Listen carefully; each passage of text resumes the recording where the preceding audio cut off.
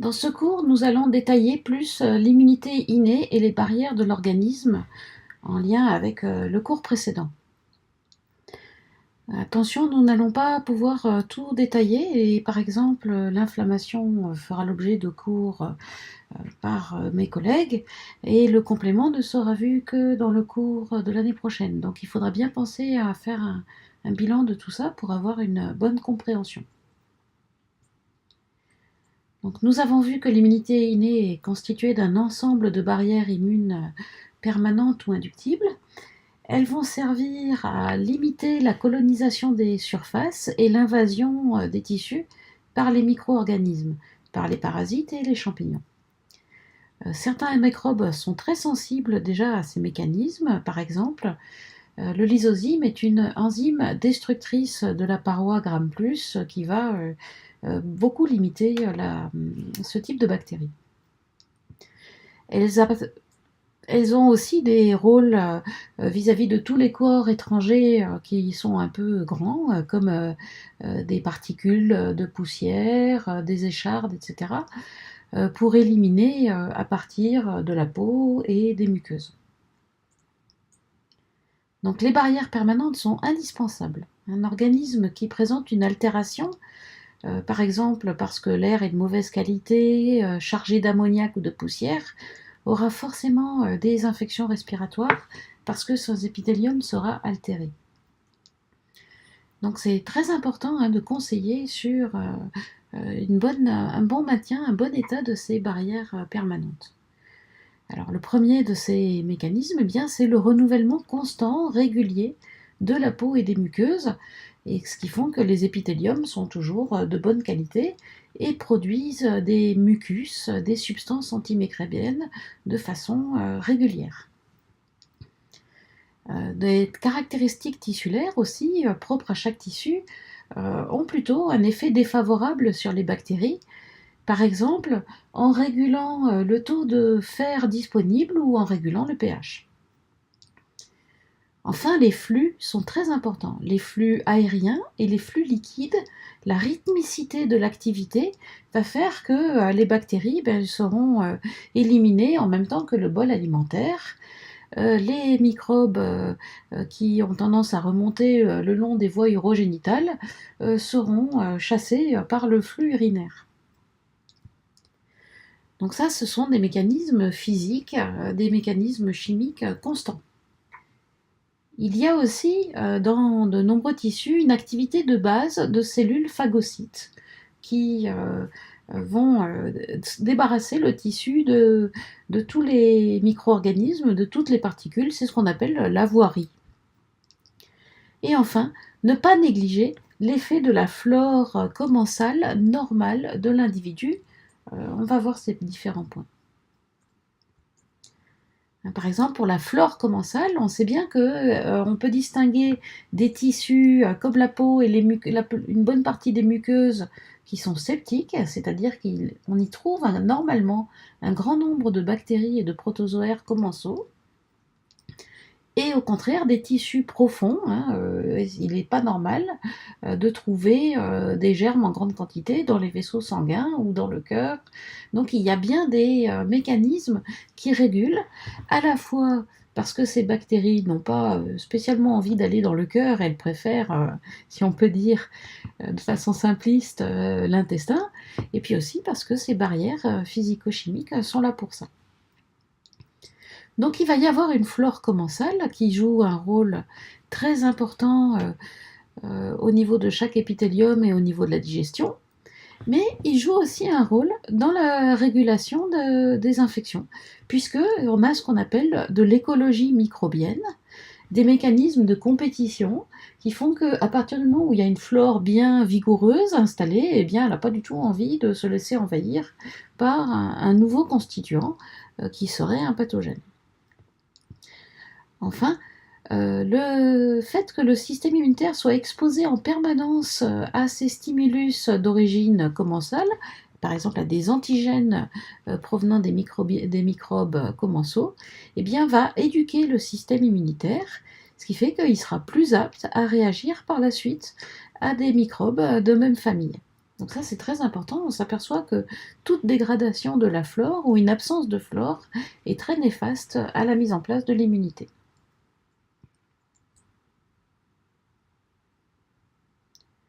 En plus de ces barrières permanentes, on a les barrières inductibles. Donc des barrières locales, des productions de substances antimicrobiennes comme les interférons, qu'on va un peu détailler, et des mécanismes physiques.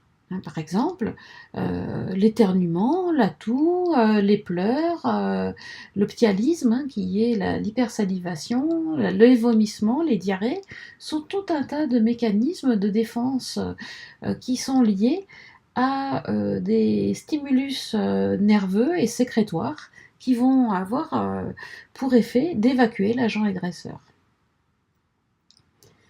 On a aussi des réponses loco-régionales, c'est-à-dire qu'après une activation locale, on va avoir la production de molécules qui auront un effet assez général. Et là, typiquement, c'est le cas de l'inflammation, qui sera générée à partir de molécules de signal, des productions de cytokines pro-inflammatoires dans les tissus lésés. On a aussi le système du complément, qui est un ensemble de protéines que l'organisme produit en continu et qui s'activeront lorsque les tissus seront stimulés par des microbes. Donc, ces cytokines, on va détailler ce que c'est après, ont des effets systémiques, c'est-à-dire dans l'ensemble de l'organisme. Par exemple, en augmentant la production de protéines antimicrobiennes et régulatrices de l'organisme au niveau du foie, c'est ce qu'on appelle les protéines de la phase aiguë de l'inflammation. Et par exemple, avec des mécanismes qui ont carrément un effet sur l'ensemble de l'organisme, qui c'est par exemple la fièvre. Donc vous voyez bien que tous ces mécanismes inductibles sont basés sur des réactions des tissus parce qu'ils vont reconnaître les signaux de danger au niveau local. Mais lorsque ces signaux sont importants, lorsqu'ils sont prolongés, lorsqu'ils sont excessifs, eh bien, ils sont à l'origine, il faut bien le constater, de la plupart des symptômes qu'on observe au cours des infections, comme la fièvre, l'inflammation et puis la destruction même de tissus, l'incapacité de se nourrir comme il faut s'il y a des vomissements ou des diarrhées excessifs, etc. Donc ça peut être très pathogène. Donc tout l'intérêt de l'organisme, c'est d'avoir des réponses adaptées et pas excessives. Donc tous ces mécanismes-là ont été décryptés depuis longtemps, mais ils ont connu une énorme notoriété grâce à la reconnaissance par le prix Nobel en 2011 de tous ces mécanismes. Donc à la fois identifier quels sont les signaux de danger dont on a déjà parlé, soit d'origine microbienne, soit consécutifs à une souffrance tissulaire, et les récepteurs qui sont capables de les reconnaître. Sur cette image, vous voyez par exemple l'ensemble des récepteurs TLR, Toll-like récepteurs, qui équipent une cellule dendritique et qui lui permettent de reconnaître, bien pour certains les grammes plus, pour d'autres les grammes moins, pour d'autres encore les lipopeptides qui sont constitutifs des mycoplasmes, les ADN double brin, etc. Donc vous voyez un ensemble de capacités de reconnaissance par une vingtaine de récepteurs en fait qu'on connaît. Donc ces récepteurs seront diversement représentés selon les types cellulaires et aussi selon leur état d'activation. Donc retenez surtout qu'on en trouve à la membrane des cellules dendritiques, de l'ensemble des cellules du système phagocytaire, et comme les neutrophiles et les macrophages, et puis d'autres cellules qui vont l'exprimer peut-être seulement dans des conditions de lésion des tissus. Donc l'activation de ces barrières inductibles, eh bien, une de ses principales expressions cliniques, c'est l'inflammation. L'ensemble de troubles qu'on va observer qui correspondent à la rougeur, à un afflux de sang, la chaleur, là aussi liée à l'afflux de sang, la douleur parce que les tissus sont tuméfiés. Donc ça va avoir à la fois un apport de liquide, un apport de sang qui va jouer un rôle important de, si on peut dire, de rinçage des tissus pour éliminer les éléments étrangers, mais avec ce sang arrivent aussi des cellules immunocompétentes hein, qui vont avoir des actions sur place à partir du moment où elles auront infiltré les tissus, mais aussi des actions à distance puisqu'elles vont produire des cytokines dites pro-inflammatoires.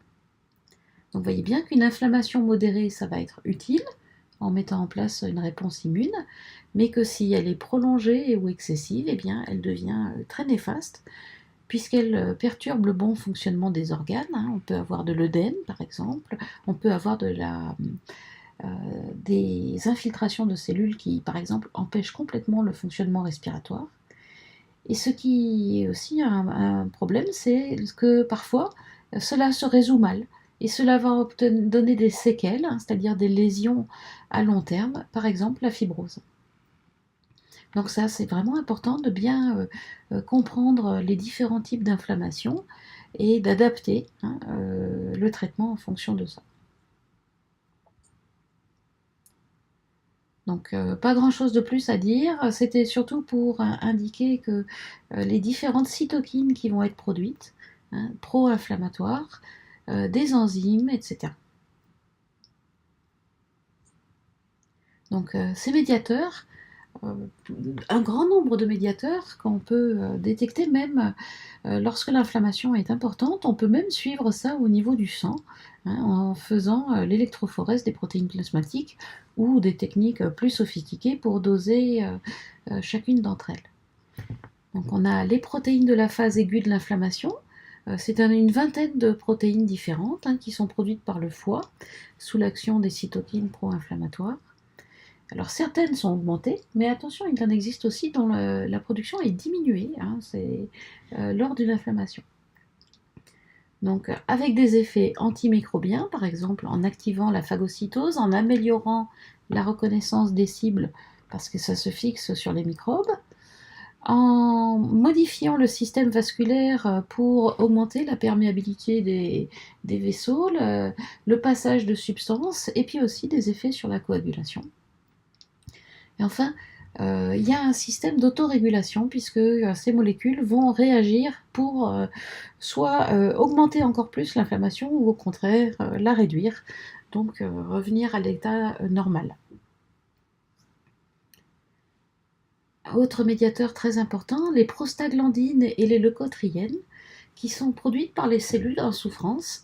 Et par exemple, les prostaglandines, toutes les cellules sont capables d'en faire. Les leucotriènes, ce sont surtout les leucocytes, qui vont être actifs sur de nombreux récepteurs, donc avoir des effets à la fois sur les muqueuses, par exemple la production de différentes substances au niveau du mucus, ou la concentration de la quantité d'eau dans ce mucus, sur la musculature lisse, de la vasodilatation, de la bronchoconstriction, etc., et des effets même sur la douleur. Autre médiateur, l'histamine, qui est produite par les basophiles et les mastocytes, qui là aussi a des effets très généraux, comme sur la musculature lisse et sur le système nerveux. Donc vous voyez que du fait de la quantité de facteurs multiples, eh bien, le traitement de l'inflammation va être assez complexe. On pourra soit utiliser des anti-inflammatoires de type AINS non stéroïdiens qui régulent le métabolisme de l'acide arachidonique dans les cellules, mais aussi traiter en réduisant les effets de l'histamine, en réduisant les effets douloureux, etc., en réduisant la fièvre. Donc à vous de bien déterminer ce qui est le plus utile dans chaque situation. Pour expliquer la fièvre, c'est une élévation de la température centrale du corps qui est liée à un effet de cytokine dite pyrogène, c'est-à-dire qui donne de la chaleur, qui circule dans le sang à partir des tissus atteints et qui vont agir sur l'hypothalamus. La petite figure est juste pour illustrer qu'on peut prouver ça en montrant qu'en injectant une endotoxine à un animal, eh bien, il va avoir de la fièvre, on mesure sa température, mais que l'endotoxine seule, ça marche, mais si on prend le sang d'un lapin soumis à une endotoxine et qu'il n'y a plus d'endotoxine dedans, mais il y a ces cytokines qui circulent et qui vont produire la fièvre. Donc, l'intérêt de la fièvre, c'est que ça a un effet microbiostatique direct.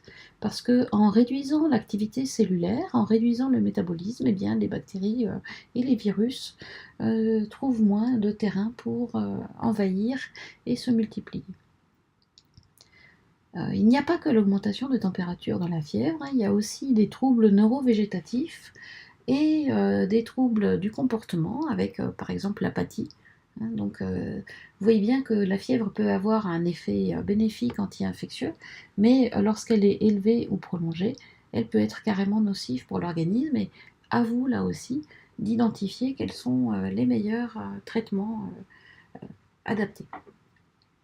Donc on sait que certaines substances, certains signaux de danger seront typiquement susceptibles d'engendrer de la fièvre parce qu'ils font produire par les tissus des cytokines comme l'IL1, l'IL6 ou le TNF-alpha qui ont ces effets. Donc on a parlé plusieurs fois de cytokines. Hein. Qu'est-ce que c'est? Ce sont des protéines qui agissent comme des hormones entre les cellules immunocompétentes et même dans certains cas sur d'autres tissus, puisqu'on a vu que ça pouvait agir sur le système neuroendocrine. Donc les cytokines sont des protéines dont la production est très finement régulée. Hein. La cellule n'en produit que dans certaines circonstances et l'effet ne peut se faire que sur des cellules qui expriment le récepteur correspondant. C'est ce qui permet carrément une communication entre cellules en fonction des cytokines qu'elles produisent ou auxquelles elles répondent. Donc c'est à des doses très très faibles, ce qui fait que c'est extrêmement difficile d'analyser ça, hein, puisqu'on est en dessous du nanogramme. Donc plus de 200 cytokines hein, qui sont regroupées en familles avec différents effets. Sur l'image ici, vous voyez par exemple l'effet d'une cytokine chimiotactique. Donc à partir du moment où la pipette en libère une petite goutte, eh bien vous voyez ici un macrophage qui va se déplacer jusqu'à la pipette. Donc c'est un effet de gradient de concentration. Là c'est encore plus flagrant puisque si on promène la pipette, eh bien, les cellules suivent bien sagement. Donc on a des effets des cytokines sur la mobilité cellulaire, sur le métabolisme, sur la prolifération et sur la différenciation. Donc vous voyez toute une palette d'effets, c'est comme un langage qu'ont les cytokines entre cellules de l'immunité. Il y en a quelques-unes aussi qui ont des effets cytotoxiques qui vont par exemple induire l'apoptose des cellules. Donc vous voyez bien qu'on a des effets extrêmement forts qui peuvent se faire.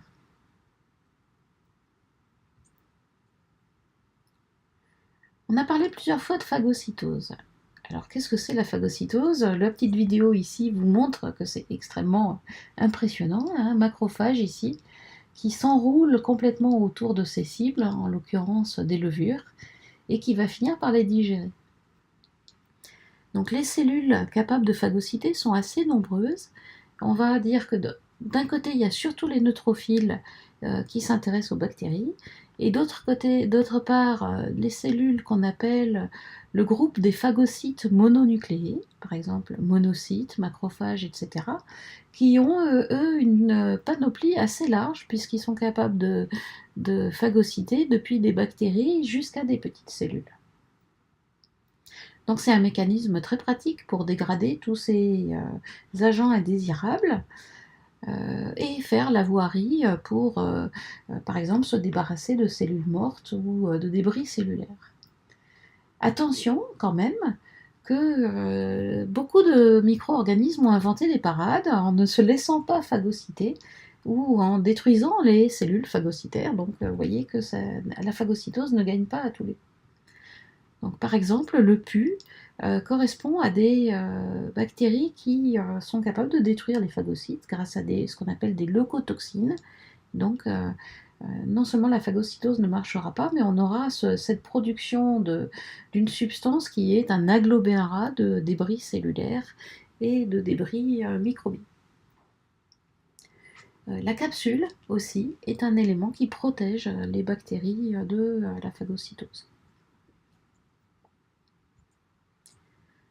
Donc la phagocytose s'effectue parce que la cible est reconnue, hein, et cette reconnaissance s'appelle l'opsonisation par différents composés qui vont faire adhérer le microbe, par exemple, à la membrane du phagocyte.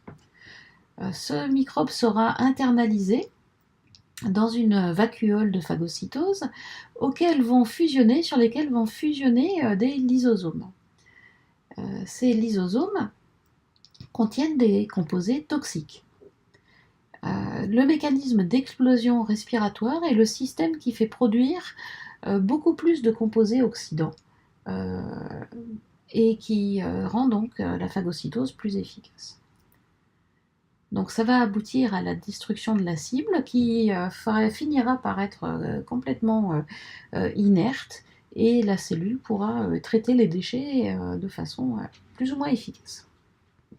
Donc c'est un phénomène qui fonctionne de façon permanente à petit bruit, mais qui peut être fortement amplifié par tous les éléments qui seront produits par les lymphocytes au cours de la réponse immune acquise.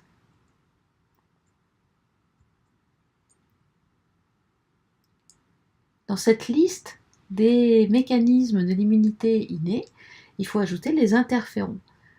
Dans un premier temps, on a cru que les interférons étaient surtout des éléments qui bloquaient les infections virales, d'où ce qu'on appelait l'interférence virale. Mais en fait, on s'est aperçu que leur rôle était beaucoup plus large et qu'il en existait beaucoup.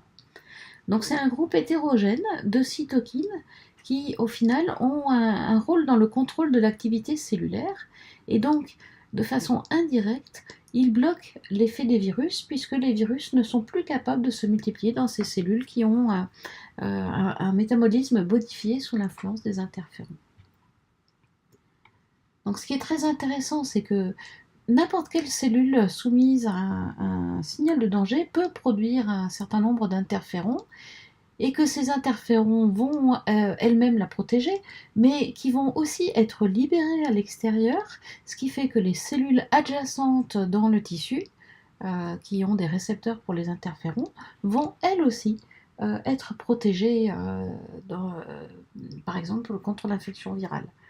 On peut donner l'image que c'est comme si les cellules se criaient une petite alerte, et que du coup elles se mettaient tous dans un mode passif d'hibernation, ce qui fait que le virus passe à côté et ne trouve plus de cellules sensibles.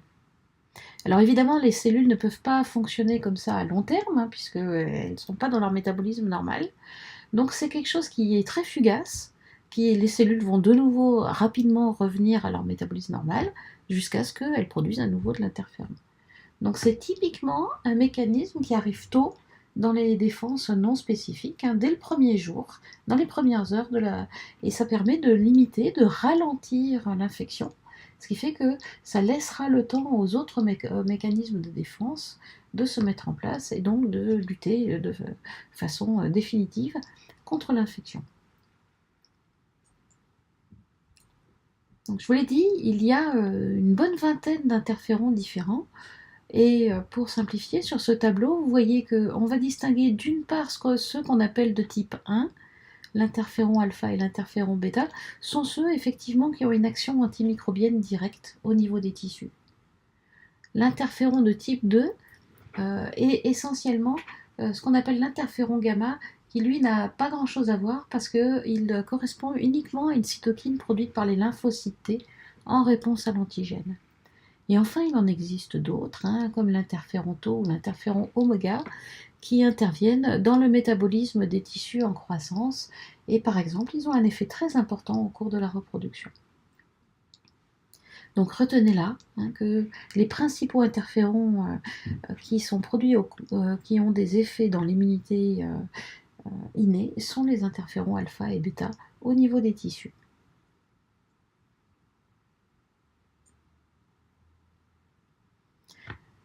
Donc au bilan, en reprenant la figure qui était de diapo précédente, mais de façon un peu plus élaborée, au cours d'une infection, là par exemple un virus grippal, eh bien, dans un premier temps, on aura les réponses de l'immunité innée au niveau des cellules tissulaires concernées, soit parce qu'elles sont elles-mêmes infectées, soit parce qu'elles réagissent aux signaux de danger, par exemple en produisant de l'interféron de type 1.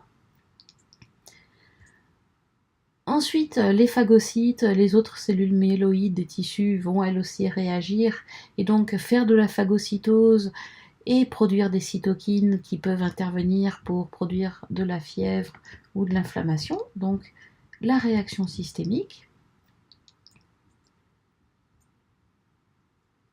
Et puis, de façon plus générale, l'inflammation va mobiliser tout un tas de nouvelles cellules, par exemple des lymphocytes d'INK, qui vont détruire les cellules anormales et produire aussi des cytokines.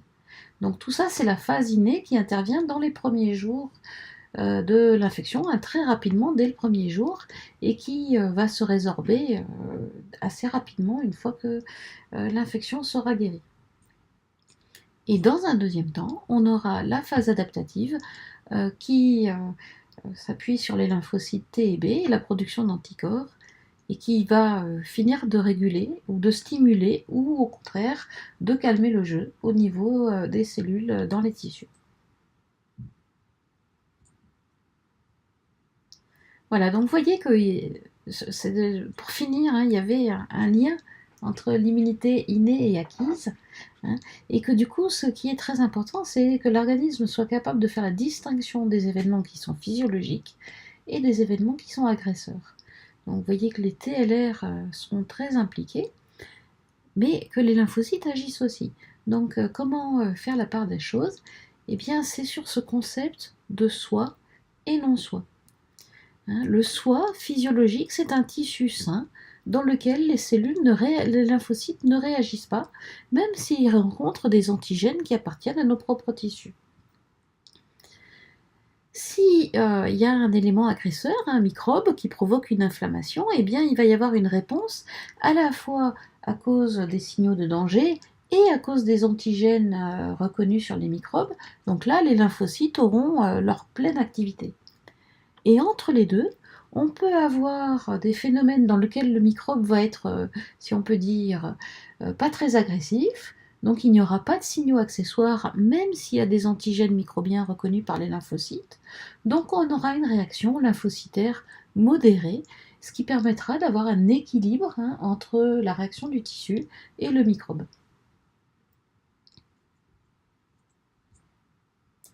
Au bilan, si on prend un microbe de type commensal, opportuniste et pathogène, qu'est-ce qu'on observe?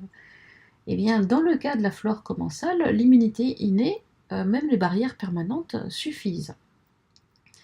Vis-à-vis d'un opportuniste, d'un agent opportuniste, eh bien là, ça commence à... si les barrières ne sont pas suffisantes, ce qui est souvent le cas, eh bien, il faudra une autre immunité qui sera l'immunité adaptative, l'immunité acquise. Donc un individu immunocompétent, un individu normal, est indemne de maladie parce qu'il a une immunité efficace contre la flore commensale, contre les opportunistes.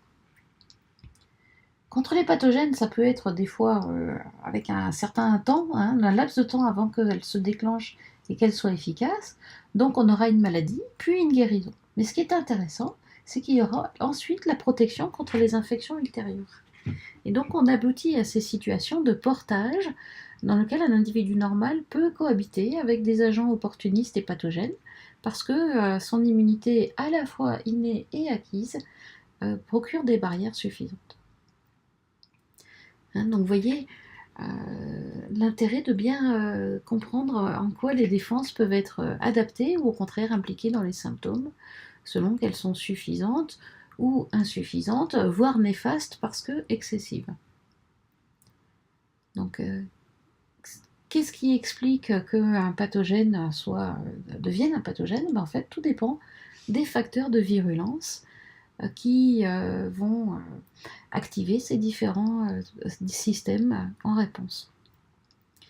Donc les facteurs de virulence, ils vont varier d'une espèce microbienne à l'autre, mais même d'une souche à l'autre. Et on s'aperçoit que de nombreux micro-organismes et parasites ont des parades pour résister aux défenses immunes, et que ça aussi, ça contribue à leur virulence. Voilà, on a fait le tour pour ce module. Quel est le rôle du vétérinaire clinicien? Eh bien, c'est d'évaluer comment l'organisme réagit au niveau de chacun de ces tissus, quelles sont ces barrières qui se mettent en place et est-ce qu'elles sont suffisantes. Donc faire un suivi clinique, faire un bon diagnostic, mais surtout adapter le traitement pour rétablir l'intégrité de ces barrières et puis réduire la charge microbienne. Donc il y a il y a une phase de diagnostic, une phase de traitement, mais aussi une phase très importante de conseil, puisque en améliorant l'intégrité des barrières immunes, eh bien, on a une très bonne